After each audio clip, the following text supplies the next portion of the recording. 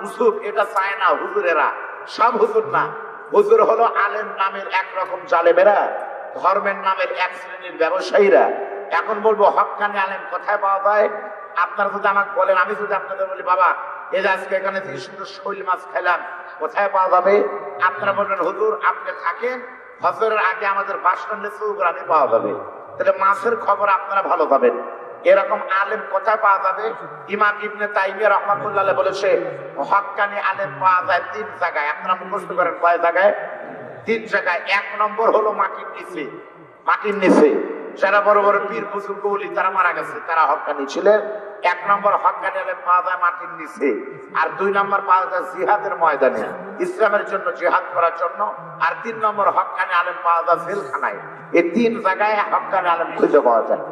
কিন্তু এক শ্রেণীর আলেমরা চায় না যে বাংলাদেশের মানুষ কোরআন বুঝুক।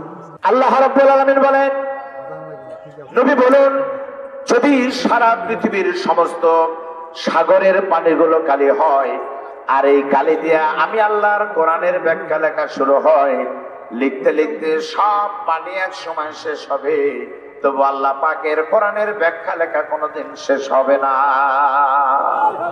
সেই কোরআনের আলোচনা প্রিয় ভাইয়েরা, আল্লাহ নবী বলেন বক্তা নয়, কোরআনের আকর্ষণে কোরআন বোঝার জন্য আপনারা আসেন।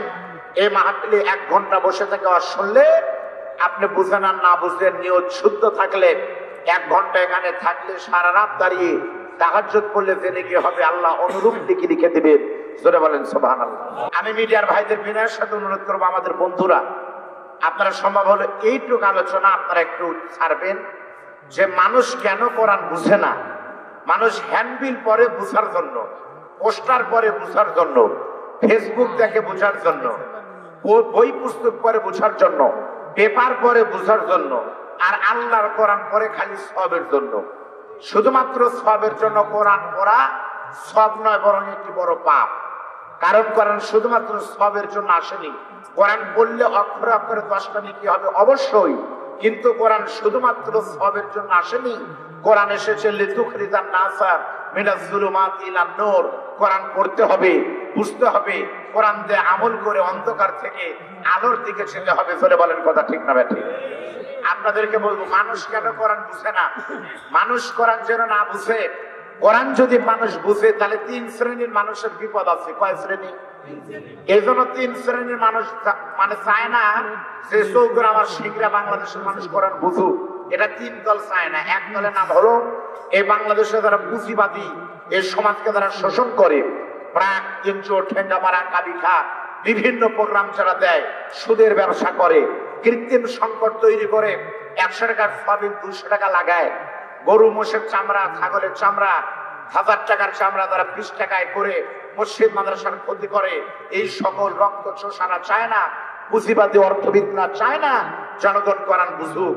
কারণ পাবলিক যদি কোরআন বুঝে কেউ আর এনজিওর কাছে যাবে না। এই জন্য চায় জনগণ মূর্খ থাকুক আর মুসলমানদের ঘাড়ে কাঁঠাল দেখে আমরা কিস্তি আদায় করি। ধরে বলেন কথা ঠিক না বেঠিক? 2 নম্বর কোরআন বুঝুক, এটা চায় না রাষ্ট্র ক্ষমতা, সেটা যে দলই হোক। কারণ রাষ্ট্রের অনেক নিয়ম নীতি কোরআনের বিরুদ্ধে যাবে। ধরে বলেন ঠিক না বেঠিক? যদি পাবলিক কোরআন বুঝে তাহলে মদের লাইসেন্স দেওয়ার কথা বললে কোরআন পাগল মানুষেরা গর্জে উঠবে, আন্দোলন করবে। এজন্য কেউ চায় না যে জনগণ কোরআন বুঝুক, আর চায় যে জনগণ খালি কোরআন পড়ুক না বুঝুক। কারণ বুঝলে তো বিপদ আছে। ধরে বলেন ঠিক না ঠিক? আর 3 নম্বর কোরআন বুঝুক, এটা চায় না হুজুরেরা, সব হুজুর না। হুজুর হলো আলেম নামের একরকম জালেমেরা, ধর্মের নামের এক শ্রেণীর ব্যবসায়ীরা। এখন বলবো হক্কানি আলেম কোথায় পাওয়া যায়? আপনারা যদি আমাকে বলেন, আমি যদি আপনাদের বলি বাবা এই যে আজকে এখানে থেকে সুন্দর শৈল মাছ খেলাম, কোথায় পাওয়া যাবে? আপনারা বলবেন হুজুর আপনি থাকেন হজরের আগে আমাদের বাসস্ট্যান্ডে চৌগ্রামে পাওয়া যাবে। তাহলে মাছের খবর আপনারা ভালো পাবেন। এরকম আলেম কোথায় পাওয়া যাবে? ইমাম ইবনে তাইমিয়া রাহমাতুল্লাহ আলাইহি বলেছে হক্কানি আলেম পাওয়া যায় 3 জায়গায়। আপনারা মুখস্থ করেন কয় জায়গায়? 3 জায়গায়। 1 নম্বর হলো মাটির নিচে। মাটির নিচে যারা বড় বড় পীর বুজুর্গ ওলি তারা মারা গেছে, তারা হক্কানি ছিলেন। 1 নম্বর হক্কানি আলেম পাওয়া যায় মাটির নিচে। আর 2 নম্বর পাওয়া যায় জিহাদের ময়দানে, ইসলামের জন্য জিহাদ করার জন্য। আর 3 নম্বর হক্কানি আলেম পাওয়া যায় জেলখানায়। এই 3 জায়গায় হক্কানি আলেম খুঁজে পাওয়া যায়। কিন্তু 1 শ্রেণীর আলেমরা চায় না যে বাংলাদেশের মানুষ কোরআন বুঝুক। উদাহরণটা আপনাদের এইভাবে দিলে ভালো বুঝবেন। আপনাদের এই বেলঘরিয়া গ্রামের এক মানুষের দুইটা চোখ নাই, বলেন তো দুই চোখ না থাকলে তাকে আপনারা কি বলেন? এবারে কথা কন না, কি কন? অন্ধ বা কানা। আর জামতলির একটা মহিলার এত শরীর কালো, চামড়া কালো হওয়ার জন্য ওই মহিলাকে কেউ বিয়ে করে না। তাহলে একজনের সমস্যা চোখ নাই, আরেকজনের সমস্যা হলো গায়ের রং ফর্সা নাই, দুইজনের বিয়ে হয় না। এক পর্যায়ে আলহামদুলিল্লাহ কালোর সাথে কানার বিয়ে হয়ে গেল। বিয়ে যখন হয়ে গেছে, সংসার ভালোই চলতেছে। সমস্যা হলো 6 মাস পরে। কয় মাস পর? 6 মাস পরে আমার চেয়ারম্যান ভাই জাহিদুল ইসলাম ভোলা ভাইয়ের পক্ষ থেকে এই বেলঘরিয়া মাইকিং চলতেছে, প্রোগ্রামতে মাইকিং হচ্ছে, চক্ষু শিবির, চক্ষু শিবির, চক্ষু শিবির। যাদের চোখের সমস্যা আছে, চোখে কম দেখেন, ছানি পড়া, চশমা লাগে, এরপরে আপনারা মানুষ মনে করে গাছের সাথে ধাক্কা খান, তারা আগামী শুক্রবারের দিন সিংড়া কোর্টমাঠে হাজির হন। ফ্রি চোখের চিকিৎসা করা হবে, পারলে চোখ ভালো করে দেওয়া হবে। এই কথা শুনে কান্না তখন বউকে বলতেছে, বউ তাহলে শুক্রবারের দিন একটু চা লাগবে, আল্লাহ আল্লাহ করে যদি আমার চোখটা ভালো হয়, স্বামীর চোখ ভালো হোক। এই কথা শোনার পর বাড়ির সবাই খুব খুশি, কিন্তু কালো বউ বেজায় খুব মন খারাপ। কালো বউ চিন্তা করতেছে, আল্লাহ না করুক যদি কানা স্বামীর চোখ ভালো হয়, তাহলে বলেন তো তাহলে কি হবে? এই জন্য স্বামীর চোখ ভালো হোক এটা বউ চায় না, কানা থাকুক এটাই বউ চায়। এই বাংলাদেশের কিছু পীর নামের কলঙ্ক আছে, তবে সব পীর নয়। বাংলাদেশে ইসলাম এসেছে আল্লাহর ওলিদের মাধ্যমে। রংপুরে শুয়ে আছে কারামত আলী জনপুর রহমতুল্লাহ আলাই, মহসিনের শুয়ে আছে শাহ মাকদুম রহমত শাহ মাইসার বালকি রহমতুল্লাহ আলাই, ঠনটনে শুয়ে আছে শাহসুলি জানাল আবেদিন রহমতুল্লাহ আলাই, এরপরে মানে জামিল মাদ্রাসা শুয়ে আছে আল্লামা ইউসুফ নিজামী রহমতুল্লাহ আলাই, এরপরে আপনাদের আলিপুরে শুয়ে আছে আল্লামা ফরিদ সাহেব রহমতুল্লাহ আলাই, এরপর রাজশাহীতে শাহ মখদুম রহমতুল্লাহ আলাই, চরমনায় মরহুম পীর সাহেবরা শুয়ে আছে। এরকম বুজুর্গরা কিন্তু ইসলামের বন্ধু। কিন্তু বাংলাদেশে এমন অনেক পীর আছে নারার ফকির, এরা চায় বাংলাদেশের মানুষ ইসলাম না বুঝুক। কারণ বাংলাদেশের মানুষ যদি ইসলাম বুঝে, তাহলে বাবার খেদমত বাদ দিয়ে গরু আর খেল নিয়ে বাবার দরবারে কেউ যাবে না। এজন্য এরা চায় জনগণ পাগলা থাকুক, বাপ বাদ দিয়ে আমাকে বাপ কয় ডাকুক। সরে বলেন কথা ঠিক না ঠিক? চলেন আমরা এখন কোরআনের অর্থটা বুঝতে চাই। আল্লাহ তাআলা বলতেছেন, কুল শব্দের অর্থ হলো বলো, ইনকুম তোমরা যদি তুহিব্বুন আল্লাহ, আল্লাহকে ভালোবাসতে চাও। আপনারা কথা বলেন, আল্লাহকে ভালোবাসতে চান না? আল্লাহ তাআলা বলতেছে, যদি আল্লাহকে ভালোবাসতে চাও ফাত্তাবিউনি, তাআলা যেন নবী আপনাকে অনুসরণ করে। ইউহিব্বুকুমুল্লাহ, তাহলে আমি আল্লাহ তাদেরকে ভালোবাসবো।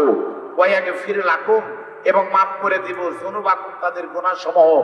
আর আল্লাহু গফুরুর রহিম, আমি আল্লাহ তাআলা ক্ষমাশীল এবং দয়ালু। তাহলে বলেন তো, আল্লাহ বলতেছে তোমরা যারা আল্লাহকে ভালোবাসতে চাও, তোমরা আমার নবীকে অনুসরণ করো, তাহলেই আমি আল্লাহ তাআলা তোমাদেরকে ভালোবাসবো, তোমাদের গুনাহ মাফ করে দিব। জোরে বলেন সুবহানাল্লাহ। এই জন্য যার যত রনবাগা মসজিদের সাবেক ইমাম মরহুম মাওলানা আবু জাফর হুজুর, আবুল মাওলানা, তাকে চিনতেন?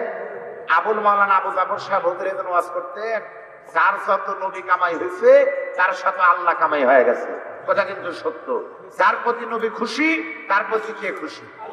তাহলে বলেন তো, ভালোবাসা লাগবে কাকে? আর অনুসরণ করা লাগবে কাকে? এখন অনুসরণ আর ভালোবাসার ভিতর কি পার্থক্য ভাই আপনাদের জানা দরকার। ভালোবাসা লাগবে আল্লাহকে, তাহলে নবীকে ভালোবাসার কথা আল্লাহ বলেনি কে? নবীকে এখানে ভালোবাসা লাগবে না, নবীকে করা লাগবে অনুসরণ। কারণ অনুসরণ আর ভালোবাসা দুই জিনিস। ভালোবাসা দূর থেকে হয়, ভালোবাসা মিথ্যাও হয়, ভালোবাসা আবল তাবলও হয়। যেমন ভালোবাসা দূর থেকে হয় তার প্রমাণ হলো, ভালোবাসার টানে আমেরিকা থেকে একবার এক প্রেমিক এসেছিল বাংলাদেশে, প্রেমিকার কাছে ছুটি। ভালোবাসা পাগলামিও হয়। 3 দিন আগে মিডিয়ার মাধ্যমে দেখেছেন, নোয়াখালীর একটা মেয়ে টাঙ্গাইলের একটা মেয়ের কাছে এসেছে, আমরা মেয়ে বিয়ে বসবো, তাও তোমাকে বিয়ে করবই। তাহলে এটা পাগলামি। আবার ভালোবাসা মিথ্যাও হয়। পোল্ট্রি মুরগির রক্ত দিয়ে চিঠি লেখা প্রেমিকাকে বলতেছে আমার কলিজার রক্ত দিয়ে লিখলাম, তাহলে ভালোবাসা মিথ্যাও হয়। আর আল্লাহ বলছেন নবীকে অনুসরণ করা লাগবে, কারণ অনুসরণ জীবনেও মিথ্যা হয় না। তাব দেখে দেখে পথ চলা। নবী যেমন আপনারা তেমন হওয়া লাগবে। নবীর মাথায় টুপি, আপনারা টুপি। নবীর মুখে দাড়ি, আপনারা দাড়ি। নবীর গায়ে জুব্বা, আপনারা জুব্বা। নবীর সুদ খায়নি, আপনারা খাওয়া যাবে না। নবীর বিবি পর্দায়, আপনার বিবি পর্দায়। তার মানে ভালোবাসার ভিতরে কোনো গিলটি থাকে, অনুসরণের মধ্যে কোনো গিলটি থাকে। এখন আপনারা বলবেন কি এবারে তাহলে কি নবীকে ভালোবাসবো না? এ ভাই নাই তালা তোমরা রক্ত খা ভক্ত খাও না তো ভাই, শোনেন এই দিকটা গান। এখন আপনারা প্রশ্ন করে পারেন, এই মিডিয়ার মাধ্যমে সারা দুনিয়া শুনবে, যদি আমি বলি যে নবীকে ভালোবাসা লাগবে না, অনুসরণ করে, তাহলে কিছু লোক বলবে তার মানে কি নবী ভালোবাসবো না? আরে পাগল, অনুসরণ তো তাকে করা যায়, ভালো না বাসলে জীবনে অনুসরণ হয় না। আপনাদের সিংড়ায় বিএনপির সবচেয়ে বড় নেতা নাম কি? দাউদার মাহমুদ, তাই তো? দাউদার ভাইকে যদি বলে যে তুমি মুসিদ কোট গায়ে যাও, তোমার 3000 টাকা মাসে দেবো, গায়ে দিবি? ভাই ভাই আমি আওয়ামী লীগে দেখতে পারি না, কোটকে গায়ে তোমার। তার মানে যে যাক ভালোবাসে না তাকে অনুসরণ করা যায়? তারা বলেন তো ভালোবাসা লাগবে কাকে? না বারে আপনার কথা কন নাকি, একটু কথা কন কাকে? আর অনুসরণ করা লাগবে কাকে? আল্লাহর নবীকে অনুসরণ করে শুধুমাত্র মুখে মুখে নয়, ইমানের দাবি কিন্তু খুবই সহজ, কিন্তু ইমানের পরীক্ষা দেওয়া কিন্তু খুবই কঠিন। 3টা কাজ না করা পর্যন্ত নবীকে অনুসরণ হবে না। 1 নম্বর হলো ইকরার বিল লিসান, নবীর কালেমা আপনাকে মুখে বলা লাগবে। 2 নম্বর হলো তাসদিক বিল জানান, এই কালেমা আপনাকে অন্তর দিয়ে। 3 নম্বর হলো আমল বিল আরকান, শুধু মুখে মুখে কালেমা পড়লে চলবে না, অন্তর দিয়ে বিশ্বাস করলে হবে না, বরং কালেমার জন্য যদি সাহাবীদের মতো আপনি নবীর জন্য জীবন রক্ত দিতে পারেন, তাহলে কিয়ামতের ময়দানে নবীর দিন নৌকায় চলে কেবল তারাই আল্লাহর জান্নাতে যাবে। আমরা নবীকে ভালোবাসার দাবি সবাই করে। আপনাদের দোয়া আমার বাড়ি ওখানে ভাই, বসন্ত ভাই, আপনাদের দোয়ায় আমার বাড়ি নাটোরের সিংড়া, আপনারা 10 নম্বর আর আমি 1 নম্বর, সুগাসের সিংড়া। তার মানে আপনাদের রোল 10, আমার রোল কত? আগে আছি। সারা বাংলাদেশ ওয়াজ করতেছে আলহামদুলিল্লাহ বলেন। নিজের যোগ্যতায় হোক, বাপ মার দোয়ায় হোক, আর শ্বশুরের নামেই হোক, আলহামদুলিল্লাহ সারা দেশ চলতেছে। একবারে ঈদে কি বলে রোজা রাত, তারাবি রাত পর্যন্ত মাহফিল নামাজ। এত জায়গা গেলাম, নামাজ পড়ে না সেই পীরের মুরিদরা আমরা নবীকে বেশি ভালোবাসি। কে মুখের দাড়ি নাই, ওরা আমরাই নবীকে ভালোবাসি, এমন নাই? নাই? আচ্ছা কোন দল কয় আমরা নবীর শত্রু? কেউ কয়? আপনি আওয়ামী লীগ যদি বলেন ভাই তোমাকে এর খবর কি, তোমরা নবীর বন্ধু না শত্রু? কন ভাই, আল্লাহ যদি আমাদেরকে এতদিন ক্ষমতা দিবার পারে, তাহলে নবীকে ভালোবাসার কারণে আল্লাহ জান্নাত আমাকে দিবি না? আপনার যদি বিএনপি কন তোমাকে খবর কি? বিএনপির লোক ভাই আপনারাই তো ওয়াজ করেন যে মাজলুমের তো আল্লাহ কবুল করে, আল্লাহ আমাকে ক্ষমতা দেয়নি, কিন্তু নবীর ভালোবাসা আমরা জান্নাত পামই। আপনার যদি জাতীয় পার্টি করেন তোমাদের খবর কি? জাতীয় পার্টির লোক বলবে ভাই মন ভাঙ্গা আর মসজিদ ভাঙ্গা সমান কথা, এজন্য আমাদের ইরশাদ সাহেব জীবনে কারো মন ভাঙ্গেনি, যাই বলে আয়রে তারই সাথে যায়রে। তাহলে আমরা কেন নবী না ভালোবাসা জান্নাতে যাবো? সব দলের দাবি হলো নবী ভালোবাসি, কিন্তু প্রমাণ হলো মুখে দাড়ি রাখার বেলায় নাই, নামাজের বেলায় নাই, সুন্নাহর বেলায় নাই। এমন পীর বাংলাদেশে বহু আছে, আল্লাহ নবীর সহিহ হাদিস, নামাজ না পড়লে ওই 10 মিনিট গুনাহ হয়, রোজা না থাকলে সারাদিন খালি গুনাহ হয়, বেপরদা থাকলে অতক্ষণ গুনাহ হয়, আর কেউ যদি দাড়িতে খুর দেয় 24 ঘন্টা ঘুমের ভিতরেও গুনাহ হয়। নবী বলে সে কেউ যদি দাড়িতে খুর দেয় সেজন্য আমি নবীর গোলাপ খুর দিল। এই বাংলাদেশে বহু দরবার আছে, যেই দরবারের ভাইজান কৃষ্ণের মুখে দাড়ি নাই, বোঝা যায় না এটা ভাইজান না নায়ক সাকিব খান, নবীকে ভালোবাসে অথচ মুখে দাড়ি নাই। আর এই সকল পীরের দরবারে গরু, খাসি, কুত্তা, বিলেই নিয়ে যায়, আমাদের এলাকার মানুষেরা চলো তাই না? না নাম বলবেন না, খালি বুঝালেন। আমার ভাইরা নবীকে ভালোবাসা, নবীকে অনুসরণ কেমন? আমি আপনাদের সামনে একটা হাদিস বলবো, একটা সাহাবীর জীবনী বলবো। আমার সময় অত্যন্ত অত্যাসন্ন, আমি মাত্র 1 ঘন্টা কথা বলবো। আপনাদের হাতে পায়ে ধরে আপনারা একটু দিলের কান্দে শোনেন। নবীকে ভালোবাসার মানে অনুসরণ করার মাঝে খালি মুখে নয়, নবীর অনুসরণ কেমন হবে একটা সাহাবীর গল্প শুনেন। আসহাবে রাসূলের জীবন কথার ভিতরে বর্ণনা এসেছে এইরকম। আপনারা বলেন তো নবীর যতগুলো সাহাবী ছিল তার ভিতরে কালো একজন সাহাবী, যেই সাহাবীর চেহারা অত্যন্ত কালো। আপনারা বলেন তো ভাইজান ওই সাহাবীর নাম কি? আরো ধরে কন। আপনারা কিন্তু 100 ভাগ মানুষই বলছেন হযরত বেলাল, তাহলে আর কালো কেউ আসলে না? থাকলে আপনারা নাম জানেন না। কারণ আমার শ্বশুর আলহামদুলিল্লাহ ওয়াজ তো 100 বার ভালো। যদি ওয়াজ করতে করতে আমি যদি শ্বশুরের সাথে ভালো ওয়াজ কোনোদিন করি এখনো যদি করি তা কিন্তু আপনারা কবেন না বা যতই জামাই গছ করুক সামনে দাওয়াত দিলে পারে শ্বশুরে কি দুমো, কারণ মার্কেট পায়ে গেছে আল্লাহ সমান দিছে। হ্যাঁ আপনারা আসেন, আমার শ্বশুর আব্বা একদম অল্প সময়ের ভিতরে এসেছেন, মসজিদে খাওয়া দাওয়া করতেছে, অল্প সময়ের ভিতরে চলে আসবে। ধরে বলেন না আমিন। খেয়াল করেন, আল্লাহ নবীর কালো সাহাবীর নাম শুধু বেলাল নয়, নবীর একটা কালো সাহাবীর নাম ছিল, আপনারা জানেন সেই সাহাবীর নাম হলো হযরতে সাদ সালামি। আপনাদের মুখস্থ করা লাগবে, যেন করে এই ওয়াজটা আপনাদের মরা পর্যন্ত মুখস্থ থাকে। পারবেন না ভাই? কালো সাহাবীর নাম হলো সাদ সালামি। ওই সাদ সালামির সমস্যা ছিল চারটি।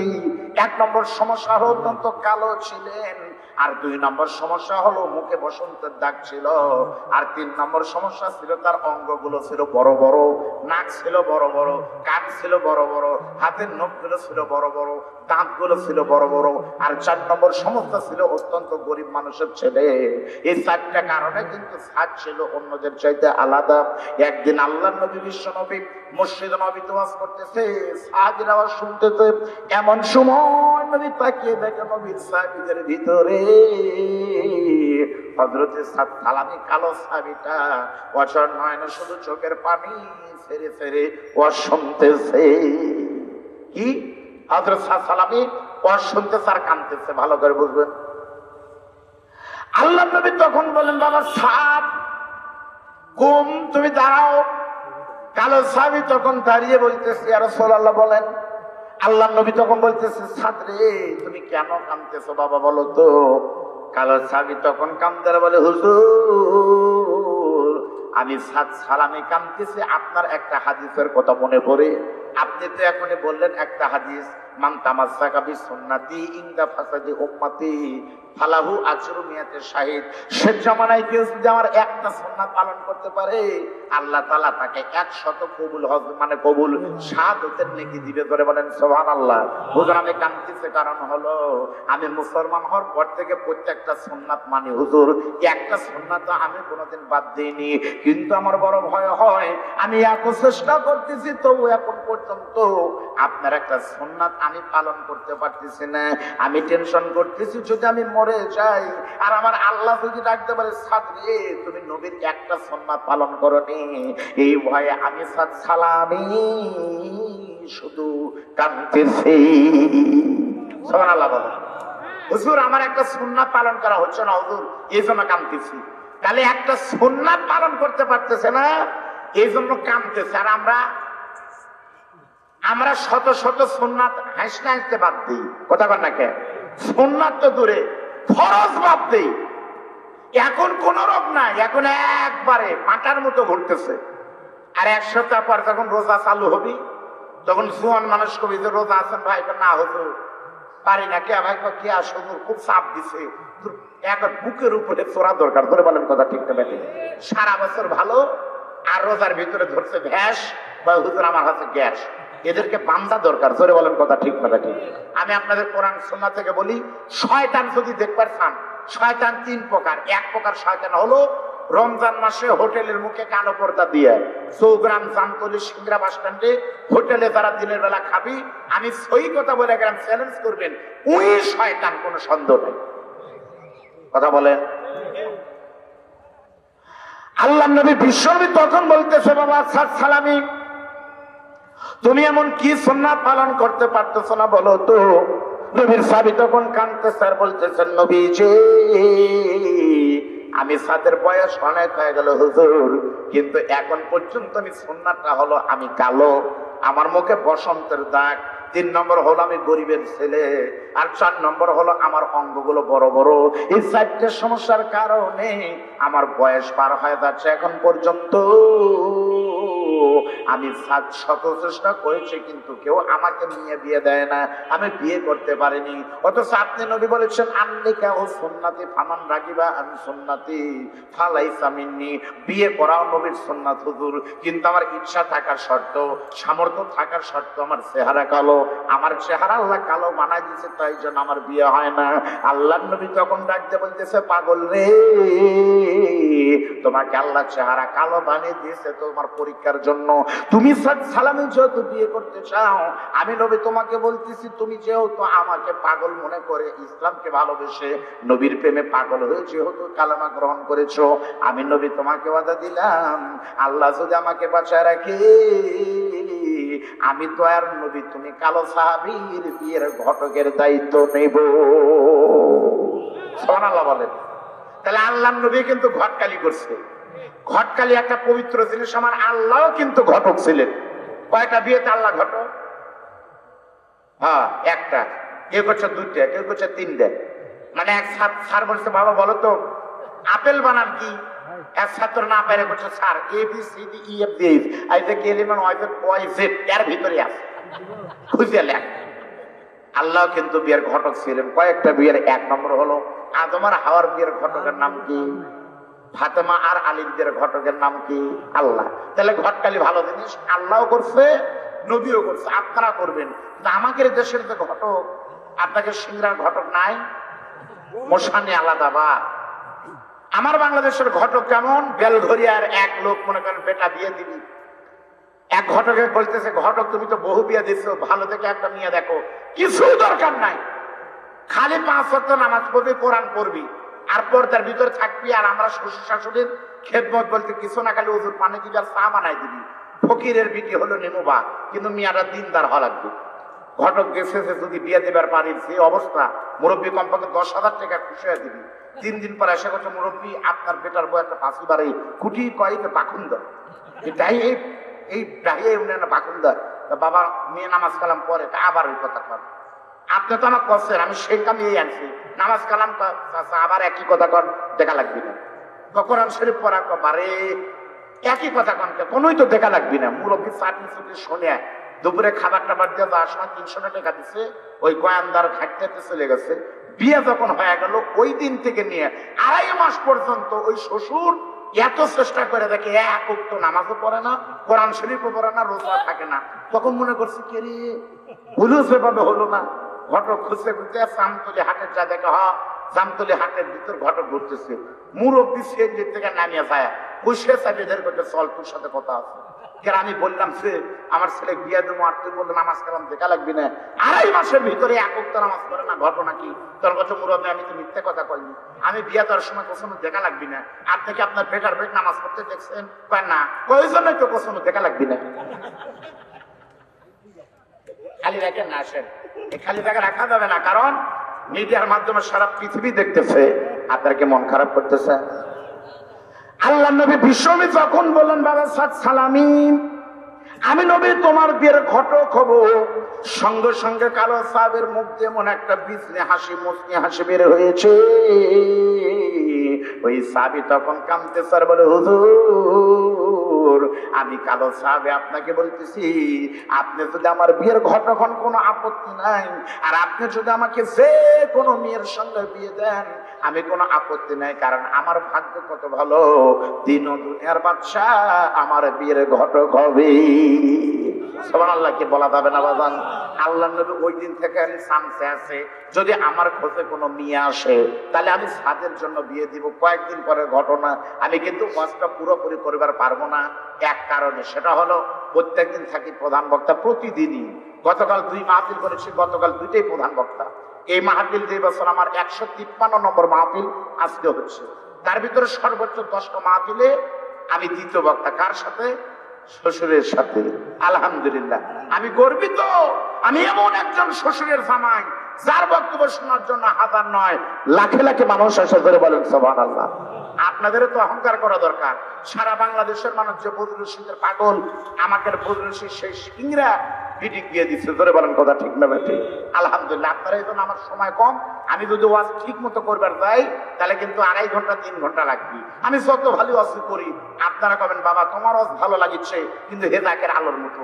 আগে কারেন্ট আসছিল না, হেদাকের আলো যে সব সার আছে, কিন্তু কারেন্ট আসার পরে হেদাকের কোনো দাম নাই। তুমি ওয়াজ ভালোই করেছো বাণী বাবা, কিন্তু তোমার শ্বশুর আসার পরে তোমার এগুলো শুনবো না, তুমি থাও তো। তাই কবেন না আপনারা? একই হলো সেক্রেটারি ভাই, ঠিক আছে আলহামদুলিল্লাহ। এতক্ষণ মুখ শুকিয়ে লাগছিল রে, এখন হাসিচ্ছে দেখেন। প্রধান বক্তা আছে আলহামদুলিল্লাহ, আসবে এসেছে আলহামদুলিল্লাহ। কি হলো ভাই? একটু জিকির করেন লা ইলাহা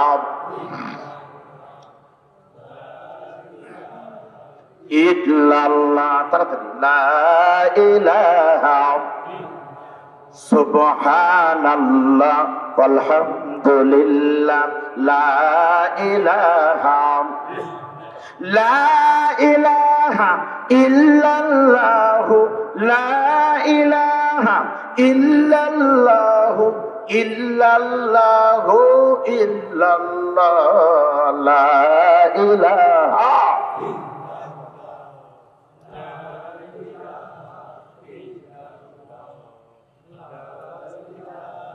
লা ইলাহা ইল্লাল্লাহু মুহাম্মাদুর রাসূলুল্লাহ। সবাই একটু জবান করে বলেন সাল্লাল্লাহু। আমি কিন্তু হাদিস থেকে বলতেছি, মারাত্মক একটু আলোচনা, একটু কানের দিলটা একটু খেয়াল করে শোনেন। আপনাদের আমার বিশ্বাস, যাদের ভিতরে যাররা পরিমাণ ঈমান আছে তাদের চোখের পানি ধরে রাখতে পারবেন না ইনশাআল্লাহ। একটু মনোযোগ দিয়ে শোনেন। ওই দিন থেকে আল্লাহর নবী খালি তালাশ করতেছে, যদি কোনো খোঁজ পায়। আলেমদের কাছে কিন্তু, হুজুরদের কাছে কিন্তু কয়েকটা জিনিসের খোঁজ থাকে। এক নম্বর হলো মুয়াজ্জিনের চাকরি, কথা কন না কে? 2 নম্বর হলো ইমামতি, 3 নম্বর হলো ঈদের মাঠ, আর 4 নম্বর হলো বিয়ের খোঁজ। করে বলেন ঠিক না বেটি? আচ্ছা বলো হুজুর, আপনারা দেখবেন তো দাওরা পাশে একটা মাওলানা হলে আমার মেয়েকে বিয়ে দেব, এমন খোঁজ কিন্তু করে। আল্লাহর নবী যখন খুঁজতেছে যদি একটু ছেলে পাই, কয়েকদিন পরের ঘটনা, আল্লাহর নবী বিশ্ব নবী মসজিদে নববীতে বসে আছে। এমন সময় আল্লাহর নবীর কাছে মদিনার বিশাল বড় একটা কোটিপতি, শিল্পপতি, ধনবান বিলিনিয়ার, নাম ছিল আমর ইবনে ওয়াহাব। মুখস্থ করার নাম কি? ওই আমর ইবনে ওয়াহাব ছিল মক্কার ভিতরে সবচাইতে বড় ধনী। কোন কোন বর্ণনা এসেছে উনি ছিলেন ওই দেশের অর্থমন্ত্রী আমর ইবনে ওয়াহাব। সে আমর ইবনে ওয়াহাব এসে আল্লাহর নবীকে বলতেছে, নবীজি আমি আপনার সাহাবী আমর ইবনে ওয়াহাব আপনাকে ভালোবাসি। হুজুর আমি আপনার কাছে একটা জিনিস চাইতে এসেছি, আপনি কি দিবেন নাকি? নবী তখন বলতেছে, ইজলিস আমর, তুমি বসো, ইন্তাজির কলিলা, তুমি আমাকে একটু সময় দাও, আমি তোমার কথা শুনবো। আল্লাহ নবী তারপর বলতেছে, তুমি কি চাও? কোটিপতি মানুষ তখন নবীকে বলতেছে, নবীজি আপনার কাছে আমি সম্পদ চাই না, শুধু আপনার কাছে একটা জিনিস চাই হুজুর। আল্লাহ তাআলা আমি আমর ইবনে ওয়াহাবকে কোটি কোটি টাকা দিয়েছে, সম্পদের কোনো অভাব নাই, কিন্তু আল্লাহ খুশি হয়ে আমাকে একটা কন্যা দিয়েছে। এই একটা কন্যা ছাড়া আমার কোনো ছেলেও নাই, মেয়েও নাই। আমার সেই মেয়েটির নাম হলো রুকাইনা। মুখস্থ করেন, নাম কি? আপনারা তার কবার পারেন করে কি আর শোনেন না রে? আপনারা তার কবার পারেন কি শুনছি? আমি সাধারণ করে কিন্তু বলতেছি, আমার একটা কলিজার টুকরা মিয়াংসের যুবতীর নাম হলো রুকাইনা। ওই রুকাইনা এখন বড় হয়ে গেছে হুজুর, কিন্তু আমার রুকাইনার বিয়ের বয়স হয়েছে। আমি মুসলমান, আপনার সাহাবী, আমার বিবিও আপনাকে ভালোবাসে। এই জন্য আমরা স্বামী এবং স্ত্রী মিলে সিদ্ধান্ত নিয়েছি, আল্লাহ যদি আমাদেরকে কবুল করে, ভালোবাসে, আমাদের রুকাইনাকে আমরা বিয়ে দিব। সাধারণ কোনো ঘরে দেব না, অথবা নিজেদের পছন্দ মতো দেব না হুজুর। আপনি রাহমাতুল লিল আলামিন যদি দায়িত্ব নেন, আপনি যাকে পছন্দ করবেন তার সাথে আমাদের কলিজার টুকরায় রুকাইনাকে আমরা বিবাহ দিবার চাই। লিল্লাহে তাকবীর। তার মানে আল্লাহর নবীর হাতে তুলে দিয়ে গেল। হাতে তুলে তো বুঝেন না, তুলে তো বুঝেন না। যেমন আমরা মাদ্রাসায় আগে পড়ছি, আমার বাবা মনে আছে ঠনঠনিয়া মাদ্রাসায় পড়তাম, আমার নিয়ে যাওয়া হুজুরের হাতে তুলে দিতে, রাতাল আছে না, রাতাল বামিহালের আগে রাতাল মৌগ্রামের পাশে, ওখানকার ঠনঠনিয়া মাদ্রাসার হুজুর ছিল। আমার বাবা নিয়ে গিয়ে হুজুরে আমার হাত হুজুরের হাতে তুলে দিয়ে এসে বলছিল, হুজুর বাবা আমার শরীরের গোস্তগুলো তোমার আর হাড়গুলো আমার। তুলে দিয়ে এসেছিল। কিছু অপরাধ করলে আমাকে মারা, আর কয় তোর বাপ কিন্তু আমাকে তুলে দিয়ে গেছে, বুঝতো তো আমার হাড় তোর বাবার, ভয়ে কোনো অপরাধ করিনি। আর এখন তুলে দিবে। এখন আমি একটা ফাজিল মাদ্রাসার প্রভাষক আপনাদের, আলহামদুলিল্লাহ এখন সরকারি চাকরি করি। কয়েকদিন আগে আমাদের এক শিক্ষক এক ছাত্র মারছে, দাগ হচ্ছে। পরে শিক্ষকের যে কি বিপদ, সব করা যাবে কিন্তু মারা যাবি না। এই জন্য আগে কিছুই ছিল না। আগে স্কুলে 4 তলা বিল্ডিং ছিল না, ফ্যান ছিল না, এসি ছিল না, মাটির ঘর ছিল, কিন্তু আগে ছিল শিক্ষা। করে বলেন ঠিক না ব্যাটি? আর এখন 4 তলা বিল্ডিং আছে, এসি আছে, কোটি টাকার সম্পদ আছে, সবই আছে, খালি এখন পড়াশোনাটা নাই। কথা বলে ঠিক না ঠিক? এই গ্রামের স্যার, আমার বাপের স্যার সম্পর্কে আমার দাদা স্যার, উনি হলেন জনাব ফজলুর রহমান স্যার, তাই না? ফজলুর রহমান স্যার, আল্লাহ তাকে নেক হাত দারাজ করুন। উনি আমার বাপের স্যার। আমাকে মোবাইল করে কে ভাই, তোর আমি দাদা হই রে, তোর বাপের কান ধরে পড়াছি। তাহলে চিন্তা করে, আমার বাপকে কান ধরে পড়াছে। আমার বাপও করছিল, ফজলার স্যারেক দেখলে আমাকে থাকিনি বা মারা গেছে আমার আব্বা, ছিলেন আপনারা বরহম বাস্তুল্লাহ পরামালি ফজলুর রশিদ বাস্তুল্লাহ, সে মারা গেছে আজকে। তাহলে আমার বাপ মারি খাচ্ছে, আমাকে হাতে তুলে দিয়েছে। এখন মারবেন, খবর আছে, থানা যদি জানে খবর আছে আপনার। এই জন্য আগে আমরা দেখছি বিয়া তুমি দুষ্টমি করলে পারে আমার বাপ মা করছিল দাঁড়া তুই সারেক কয় তুমি বলছিল ও মা কও না মা, আর শয়তানি করবো না, সারেক গান কও না। আর এখন প্রত্যেকটা প্রাইমারি একটা পুরুষ স্যার হলে 5 জন মহিলা ম্যাডাম। আর এই ম্যাডামরা কয়েকদিন পর আপনারা কয়েছেন না একটু আনিস বারে, মানে তেঁতুল পাড়ি আনিস, কামরাঙ্গা আনিস। তাহলে সেই ম্যাডাম ছাত্রকে দিয়ে আম্বুল পেরেলে, তেঁতুল পেরেলে, ওই ছাত্রী ম্যাডামে করে ভয় করে। এখন ওই ম্যাডামই ছেলের বাপে খুঁজে খুঁজে বিচার দেয়, ও ভাই একটু দাঁড়ান তো, ঝামেলাকে থামতো, আমার বেটার ম্যাডাম আসছে কি জান কয়, তারপর কি হচ্ছে ভাই এমন কথা, আপনার বেটা গেলা শাসন করেন তো, কালকে স্কুলে আমার অন্য ধরে টান মারছে, কম তো তাহলে কেঙ্কা লাগে। তাহলে প্রত্যেক কি বলে আপনার তেঁতুল পারে নিলে কি অন্য ধরে টান দিবি না? আল্লাহ নবী বিশ্ব নবীর হাতে যখন তুলে দিলেন, মনে নেই আপনাদের? আমর ইবনে ওয়াহাব বলতেছেন নবীজি আমার কলিজার টুকরা রুকায়না কে আপনার হাতে তুলে দিলাম। নবী তখন আমর ইবনে ওয়াহাবকে বলে, আমর ইবনে ওয়াহাব রে, আমি তোমাকে বলতেছি যেহেতু তুমি আমাকে দায়িত্ব দিয়েছো, আমার হাতে একটা পছন্দ মতো সন্তান আছে, ছেলে আছে, আমি তোমাকে আগামীকাল তোমার বাড়িতে পাঠাই দিব। তোমার কথা যদি সত্য হয় আমি তোমাকে ওয়াদা দিলাম, আমি নবীর পছন্দ মতো ছেলের সঙ্গে তোমার কলিজার টুকরা মেয়ে রুকায়নার বিবাহ ব্যবস্থা হয়ে যাবে। সুবহানাল্লাহ বলেন। পরের দিন আল্লাহ নবী কালো সাবিকে ডাকতে বলতেছে, কালো রে তোমার ভাগ্য ভালো, তোমার বিয়ের একটা খোঁজ পাইছি। কালো সাবির সাথে কিন্তু কোটিপতির মেয়ের বিয়ে হবে, ভালো করে বলবেন। আল্লাহ নবী তখন নিজের হাতে একটা চিঠি লিখলেন আরবি দিয়ে। এখন হয়তো আপনারা বলবেন হতো নবী চিঠি লিখলো কেমনে? আল্লাহ নবী তো কোনো লেখাপড়া জানে না, কথা ঠিক না ঠিক? আপনারা সব কথাই ঠিক পান, তাহলে হয়। আমার এই বাচ্চাদের কোনো দোষ নাই, দোষ হলো আমার মতো হুজুরদের। কিছু হুজুর পান দিয়া ভোরটাতে পান খায় আর কত বাবা নবী কোনো লেখাপড়া জানে না, বাবা নবী আমার মতো দাওরা পাস করেনি, নবী আমার সাথে ক্লাস নিতে বসছে, উম্মি মানুষ ছিল, নবী উম্মি মানুষ ছিল।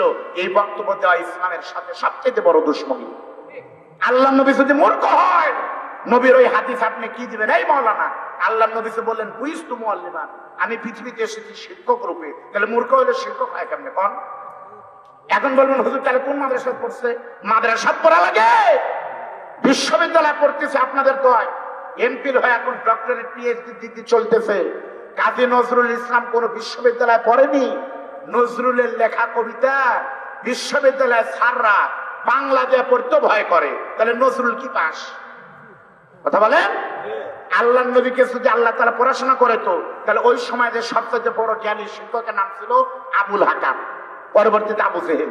তাহলে আবু জেহেলের কাছে যদি মাঠ ছয়েক আল্লাহ নবী পড়তো, কোরআন শরীফ পড়া শিখতো বা অন্যান্য আরবি পড়তো, তাহলে নবী হওয়ার পর আবু জেহেল বলতো গ্রামের মানুষকে, আচ্ছা আবার তোমরাই বিচার করো, আমি হলো মোহাম্মদের স্যার বা কাম ধরে ঘুরছি আমি, তাহলে নবী যদি হইতাম আমি হবো না, আমার ছাত্র হলে আমি মানবার পারি। গ্রামের মানুষ বললেন তাই তো চাচা, আপনার ছাত্র কে হবি? বলে আপনি নবী হবেন। ধরে বলেন ঠিক না ঠিক? এই জন্য আল্লাহ তাআলা নবীকে কারো কাছে ছোট করেনি, আল্লাহ তাআলাকে শিক্ষা দিয়েছেন স্বয়ং আমার আল্লাহ। ধরে বলেন সুবহানাল্লাহ। আল্লাহ নবী বিশ্ব নবী তখন বললেন আমর ইবনে ওয়াহাব, বিশ্বনবী কালো সাহাবীর হাতে চিঠি দিয়ে বললেন, বাবা কালো সাহাবী রে তুমি চলে যাও, এই চিঠি কানা নিয়ে চলে যাবে আমার কলিজার টুকরা সাহাবী। ওই কোটিপতি সাহাবীর নাম হলো আমর ইবনে ওয়াহাবের কাছে তাকান আমার চোখের দিকে।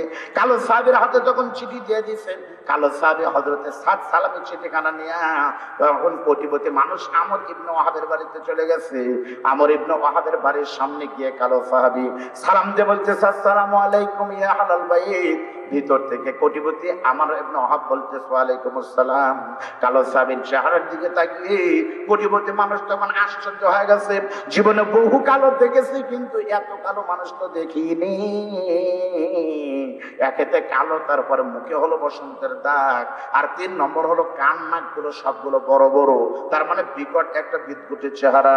তখন বলতেছে তুমি কে? মান আমতা, তুমি কে? মা ইসমুকা, তোমার নাম কি? কালো সাহাবী তখন বলতেছে ইসমি সাদ সালামি, আমার নাম সাদ সালামি। বলতেছে তুমি আমার বাড়িতে কি চাও? সঙ্গে সঙ্গে কালো সাহাবী পকেট থেকে চিঠিখানা বের করে দিয়ে বলতেছে আমি তোমার বাড়িতে এমনি আসিনি, আমাকে পাঠিয়েছেন দিন ও দুনিয়ার বাদশা। সঙ্গে সঙ্গে চিঠিখানা নিয়ে আমর ইবনে ওয়াহাব কোটিপতি যখন চিঠি পড়তেছে, চিঠির ভাষা ছিল ও বাবা আমর ইবনে ওয়াহাব, তুমি না আমাকে বলেছো আমি যাকে পছন্দ করব তার সঙ্গেই তোমার পরিচয় টুকরা মেয়েকে বিয়ে দিবা। আমার পছন্দের সাহাবী কালো হলে কি হবে, তাই কিন্তু ভালো মানুষ, তার ইমানের ভিতরে আমি নবীর বসবাস। আমি তোমাকে বলতেছি চিঠি পাওয়ার পরে এই কালো সাহাবী সাদের সঙ্গে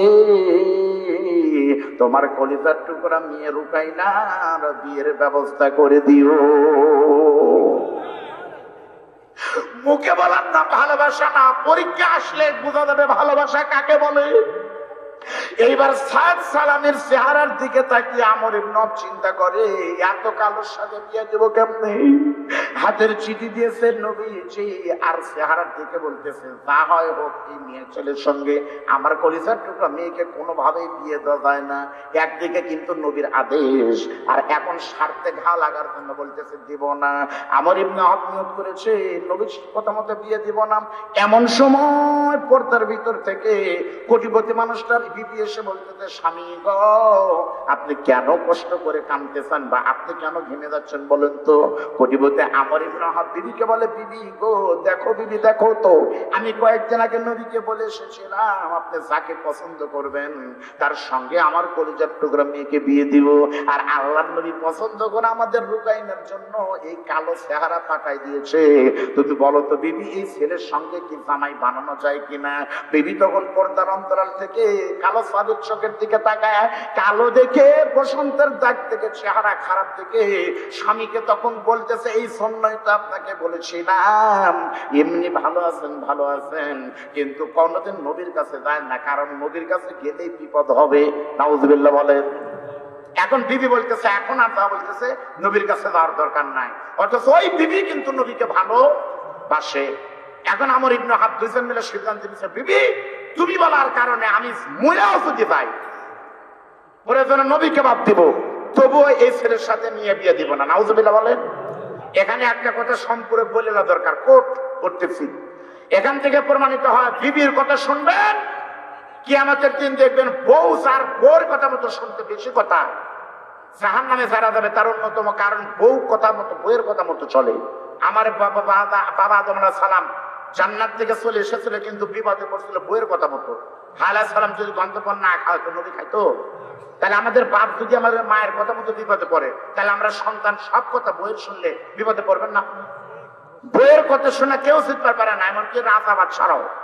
এক রাজা একদিন সকালবেলা মাঘ মাসের শীতের দিন রাজ দরবারের সামনে বসে আছে, সকাল 9টার দিকে কেবল কুয়াশা পায়, কেবল রোদ এসেছে। রাজা তখন বসে থেকে বিবিকে নিয়ে চা খাচ্ছে কফি খাচ্ছে, এমন সময় রোদ এসে গায়ে লাগতেছে, হাইরে মিষ্টি লাগতেছে, খুব সুন্দর রোদ। এমন সময় দেখা গেল একটা লোক এসে একটা বড় ইলিশ মাছ, দেখেন এত বড় একটা ইলিশ মাছ নিয়ে এসে বা চলন বিলের বোয়াল মাছ মনে করেন, বিলের একটা বোয়াল মাছ নিয়ে রাজ দরবারে গেটে এসে বলতেছে ভাই একটু আমরা প্রধানমন্ত্রীর সাথে দেখা করব। পুলিশ বলতেছে না ভাই no admit for the public, সাধারণের সাথে তো দেখা করা যায় না ভাই। বলতেছে ভাই কি চান আমি প্রধানমন্ত্রী বলি? ভাই আপনি যা বলেন, বিলের ভিতর থেকে একটা লোক একটা মাছ এনেছে প্রধানমন্ত্রী উপহার দিবে ভাই, এই জন্য এসেছে। পুলিশ যা বলতেছে স্যার আপনার জন্য একটা মাছ এনেছে, আপনার সাথে দেখা করবার চাই। প্রধানমন্ত্রী তখন বলতেছে আসো নিয়ে আসো। ছেলে তখন এসে মাছ সহ প্রধানমন্ত্রী বলতেছে স্যার আসসালামু আলাইকুম। তোমার বাড়ি কোথা বাবা? মনে করেন নাম বলছে, ও স্যার আমার বাড়ি হলো সেই ডায়া, মনে করেন ডায়া, আমি জিয়ানি মানুষ মাছ মারি স্যার, এই মাছটা আমি পাচ্ছি স্যার, আমি মাছটা সিংড়া চৌগ্রাম কোনো জায়গায় বিক্রি করিনি, এই মাছটা আপনার জন্য এনেছে, আপনি একটু খাবেন তাহলে আমি শান্তি। রাজা তখন চিন্তা করছে যে কে মাছ না বেশ আমার কাছে নিয়ে এসেছে, তখন রাজা খুশি হয়ে টাকা দিচ্ছে। রাজা দিলে কি 200 টাকা দিবি? পলক ভাই আপনাদের গ্রামে আসলে কোনো পাগলা যদি 4,000 টাকা টিকা দাও তাহলে কি 10 টাকার নোট দিবি? কমপক্ষে 1000 টাকার নোট দিবি। রাজা তখন রাজার মানের দিকে তাকায়, এক মাস নিয়ে 1000 স্বর্ণ মুদ্রা বাই করে দিয়ে দিছে। 1000 যখন দিছে, রানী তখন বলতেছে এই মাছের দাম কি 1000 টাকা হয়? 1000 স্বর্ণ মুদ্রা হয়? আপনি 500 দিলেন না, এত টাকাটা গরম কা আপনার? আমাকে আপনি দেন না, তাকে দিলেন। এই 1000 টাকা দিয়ে কিনলে পারে এই মাছ আমি খাবো না, উঠবো না। রাজা বলতেছে আরে বউ, আমি তো মাছের বাজার হিসেবে দেই, মাছ যা হয় হোক, আমার চেয়ারের দাম কত? প্রধানমন্ত্রী, আমি এই জন্য 100 সোনার মুদ্রা দিছি, তুমি মন খারাপ করো না? না, আপনি ফেরত দেন। দেওয়ার টাকা এখন ফেরত দেবো কেমনে? বউ বলতেছে শোনেন, আপনি এই বলবেন, এই বলবেন, এই বলবেন, এই বলবেন। কি বলবেন? পরে কমু কমু শুনবেন, আপনার শুনবেন। দাদা ছেলে সাহস নেই, এই মানুষ অসুস্থ মানুষ চলে যাচ্ছে। আলহামদুলিল্লাহ, আল্লাহ দেখেন এই মানুষগুলোকে আল্লাহ জান্নাতের জন্য কবুল করুন, বলেন আমিন। আলহামদুলিল্লাহ, টাকার আমার থেকে। তখন রাজা আবার ডাক দিচ্ছে, থাকবে রাজা তখন এদিক তাকান। রাজা তখন এই ছেলে বলতে এদিকে বইয়ের কথা মতো। রাজা তখন ছেলে ডাক্তার পরে, ছেলে তো বুঝতে পারছে রাজার চোখ বড় বড় মনে হয় কিছু। তখন ছেলে আসার পর রাজা বলতেছে এ বেটা, তোমার এই মাছটা কি পুরুষ না মহিলা? ছেলে তখন বুঝছে কোন জায়গায় রং হয়েছে। ছেলে তখন সিয়ানি কেড়েছে বুদ্ধি, ভাই সব চাইলে তো আর ভালো হয় না। হুজুর আপনি দোয়া করেন, যান 3 কেজি আপনাকে আবার ঢলন দিয়ে দেন, 5 কেজি হয়ে যাবে। যান মাছ কেনা চৌগ্রাম থেকে সিংড়া বগুড়া পাওয়া যায়, বাসার মাইপে দেখি অল্পের জন্য বেঁচে গেছে, খালি 250 গ্রাম কম দিচ্ছে।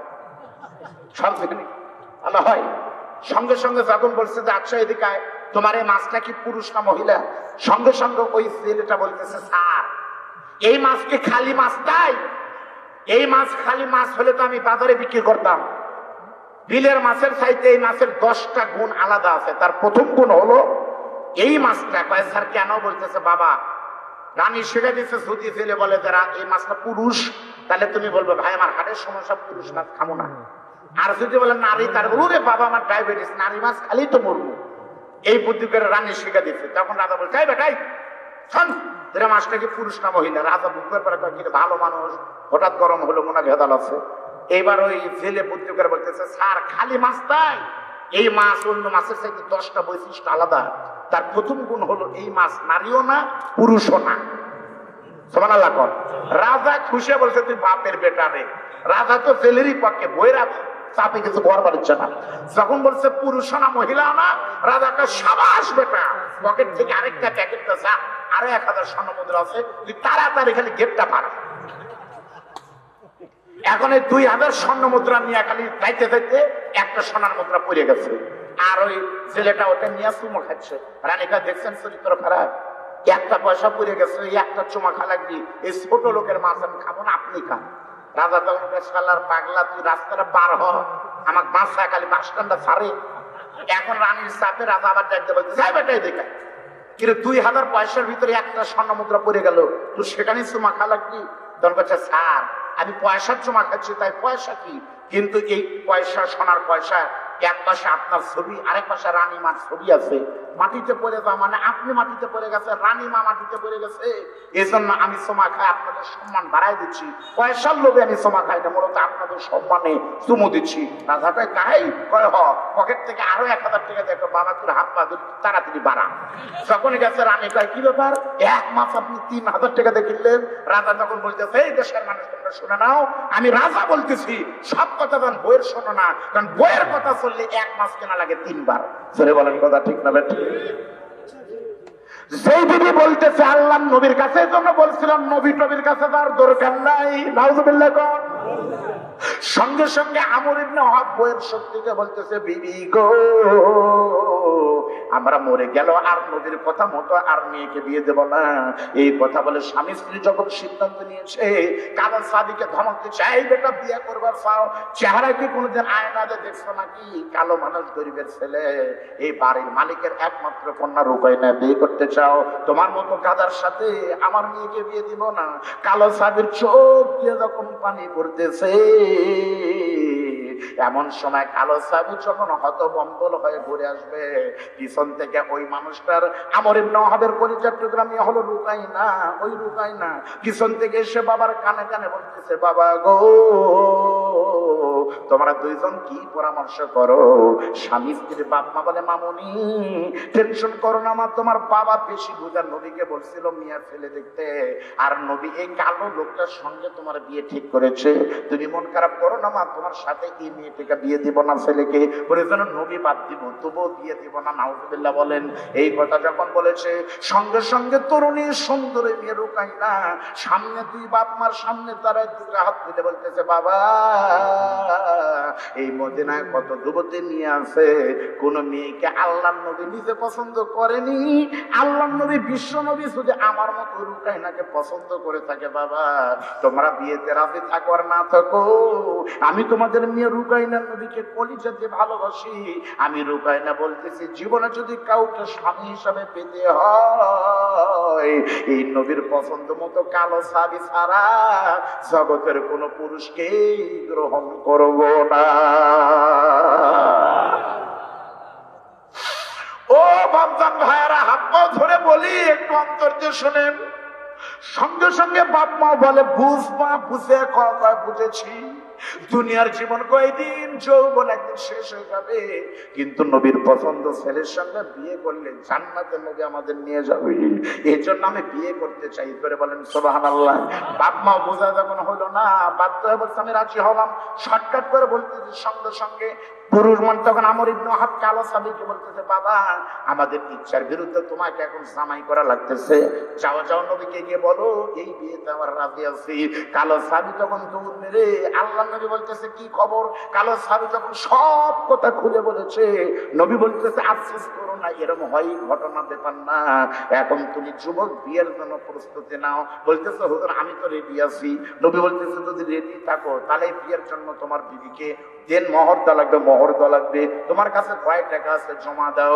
গরিব সাহাবী তখন হাসতেছে আর বলতেছে, নবীজি আমি মুসলমান হওয়ার পর থেকে আপনি জানেন আমার বাড়িও নাই, ঘরও নাই, বাপও নাই, মাও নাই, মসজিদ নবীর ভিতর আপনারা দেখেছেন আমি দেখে এসেছি, মসজিদ নবীর একটা কোনায় কিন্তু উঁচু করে একটা জায়গা 10 শতকের মতো একটু উঁচু করে দেওয়া আছে, এখনো ওই জায়গার নাম কিন্তু আসারে সুপ্পা, তার মানে হলো রোহিঙ্গা ক্যাম্পের মতো।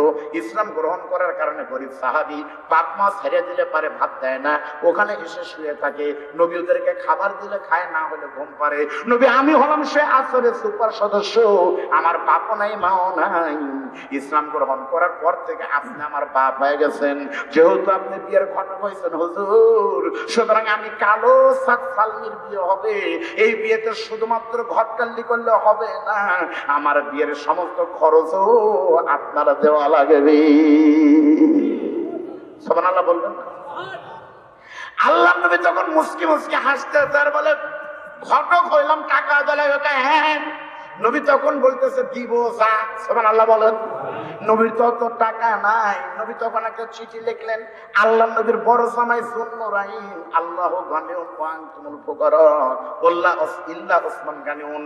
সে ওসমানের কাছে নবী চিঠি দেখে বলে, ওসমান রে আমি তোমার শ্বশুর পেটে পাথর বেঁধে কতদিন থেকেছি বাবা, তারপরে তোমার কাছে কোনোদিন আমি শ্বশুর হাত পাতাইনি, আর আজকে ইসলামের জন্য আমার পাগল সাদের বিয়ের খরচ বাবদ তোমার কাছে 200 সোনার মুদ্রা চাই।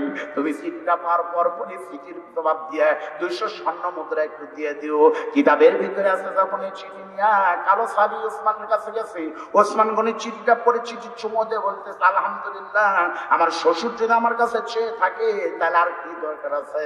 মুহূর্তের ভিতর ম্যানেজারকে বলে, ম্যানেজার তাড়াতাড়ি করে 200 সোনার মুদ্রার প্যাকেট করবা, আর অতিরিক্ত আরো কিছু যোগ করে দিবা।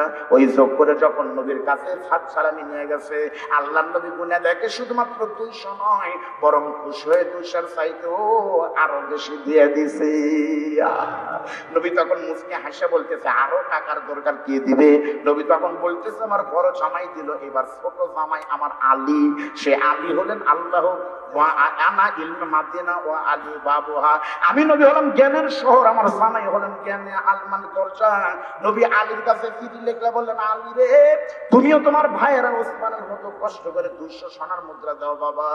ওই চিঠি পেয়ে আলী আর ফাতেমা মিলে কষ্ট করে 200 সোনার মুদ্রা অতিরিক্ত আরো কয়েকটা বেশি ঢোকায় দিয়ে যখন কালো সাদের হাতে দিয়েছে চিঠি আর ওই প্যাকেটটা খুলে নবী বলতেছে, কি সুন্দর আমার দুই জামাই মিলে আজকে বিয়ের টাকা দিয়েছে, আর আমি শ্বশুর হলাম তোমার মানে ঘটক, আর তুমি সাত আজকে তোমার বিয়ে হবে। কালো সাহাবী তখন বলে, হুজুর এত টাকা আমি কি করব? নবী বলতেছে, অর্ধেক টাকা তুমি নিয়ে মার্কেটে যাও, তাড়াতাড়ি করে মার্কেট করে আনো, আজকে রাতেই তুমি কালো সাহাবীর কালো বিয়ের অনুষ্ঠান হবে। বিয়ের আনন্দ কার না আছে? কালো সাহাবী তখন হাসতেছে, এত জোরে দৌড় দিচ্ছে, চতুর্দিকে খবর হয়ে গেল কালো সাহাবীর আজকে বিয়ের অনুষ্ঠান।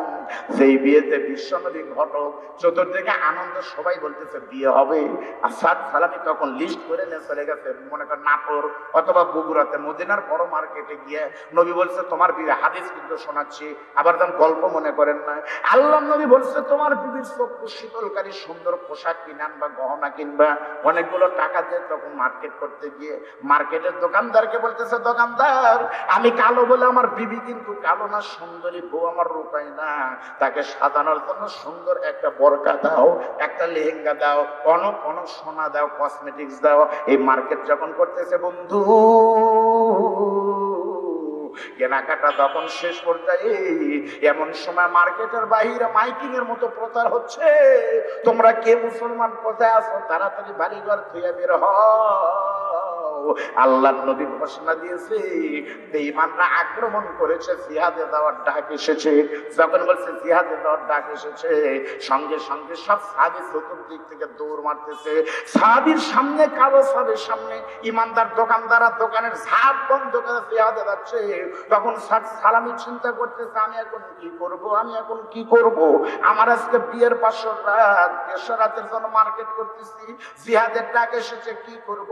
মন বলতেছে, সাদরে জিহাদ আরো পাবি, যুদ্ধ দেওয়ার সুযোগ পাবি, কিন্তু 500 রাত কিন্তু জীবনে একটাই মাত্র।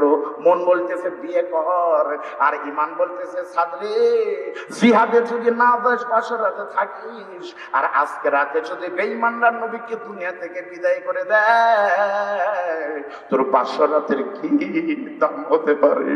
মন আর ইমান যুদ্ধ করে নবীকে ভালোবাসা কেমন দেখেন। 500 রাতের মার্কেট ব্যাগ প্রস্তুত হয়ে গেছে।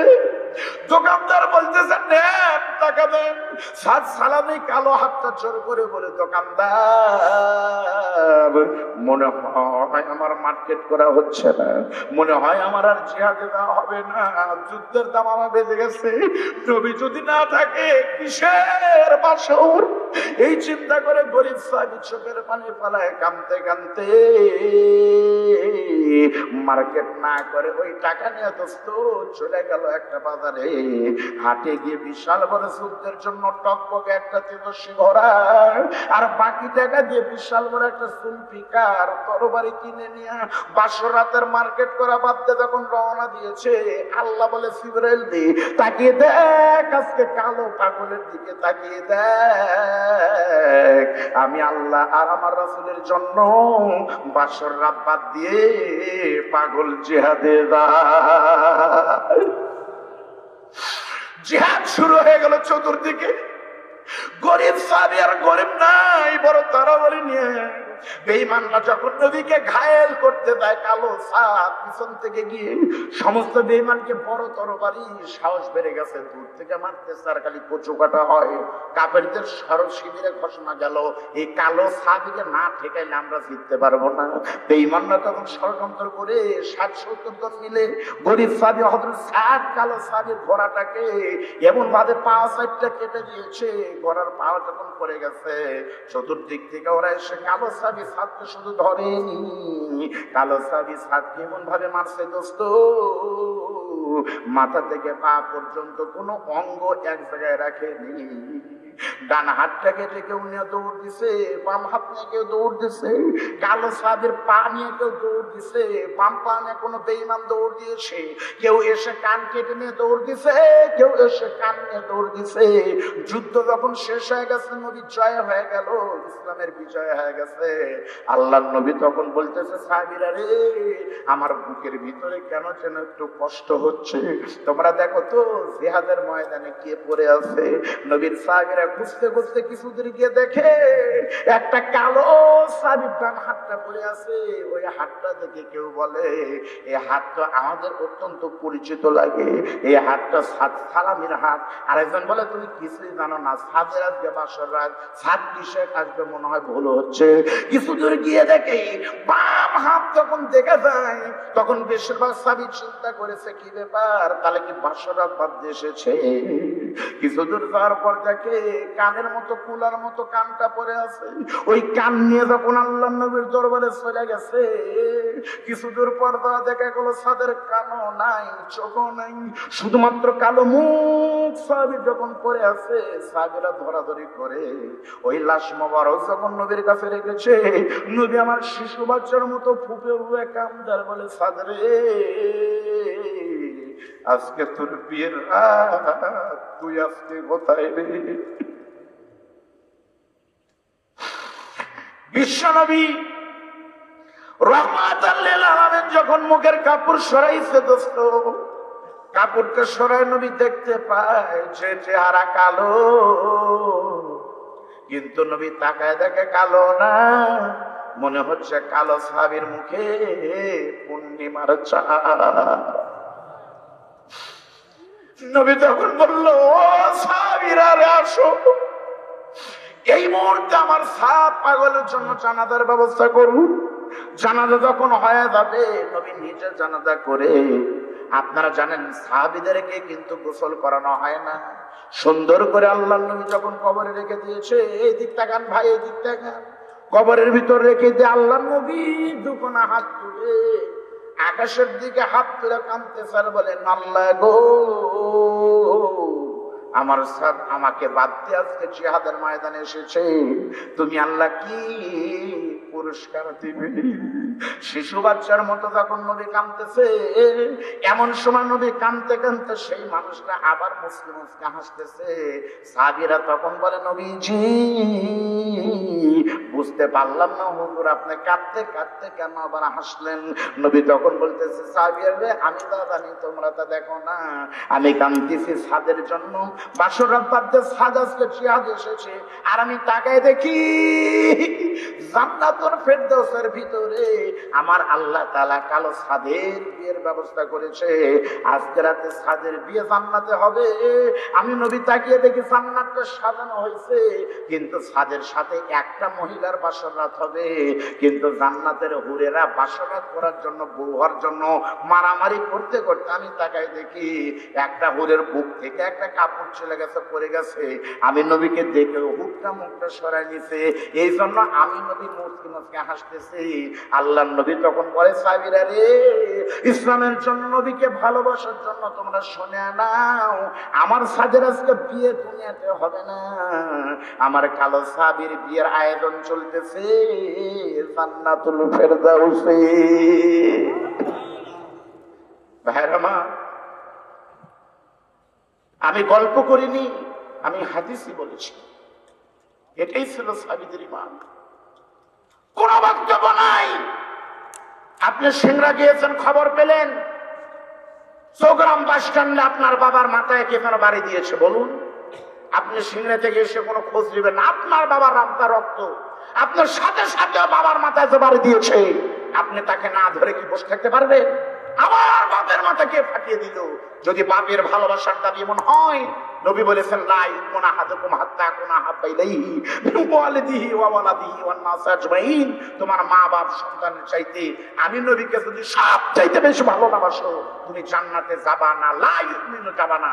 ওই সাদের গল্প যদি ইমানের দাবি সত্য হয়, এই মুহূর্তে আমি আপনাদের কাছে জানতে চাই, আল্লাহর কোরআনকে বুকের ভিতরে নিয়ে একটু চিন্তা করে বলবেন, আপনার জীবনের চাইতে, আপনার মায়ের চাইতে, আপনার জমির চাইতে, বাড়ির চাইতে বিশ্বনবী হযরত আলীর শ্বশুর বিশ্বনবী রাহমাতুল লিল আলামিন আমার নবীকে অন্তর থেকে বেশি ভালোবাসেন কারা কারা?